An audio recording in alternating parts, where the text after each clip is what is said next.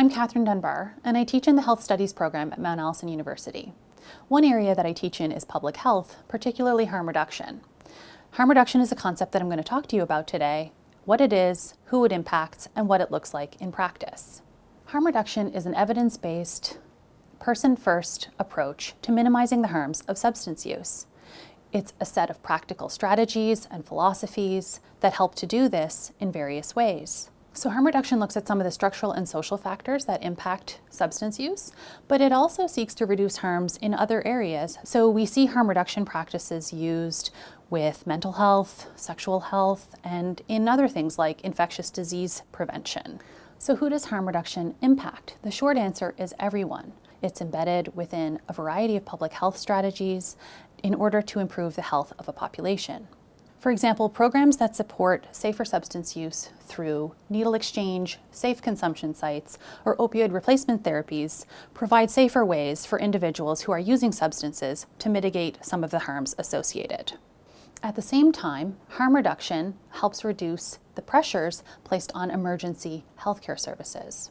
Harm reduction practices might look like naloxone kits or providing safe supply to help reduce overdoses.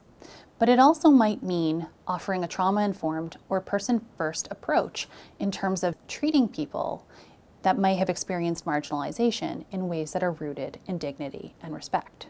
So Health Studies is a really interdisciplinary program that allows students to explore courses in both the sciences, the social sciences, and the humanities. So it's a great opportunity to explore a variety of different topics connected to health. These classes might focus in on topics like epidemiology and public health, the Canadian healthcare system, or health research methods. In these classes, there are lots of opportunities for discussion and interactive activities, giving you a very keen sense of what to expect in the field of health studies. Students that are interested in health studies and in harm reduction can find work in a variety of different settings and contexts. For example, in clinical work, they could work in research-based contexts, they might choose to work in government around health policy, or they might pursue something with community-based health initiatives.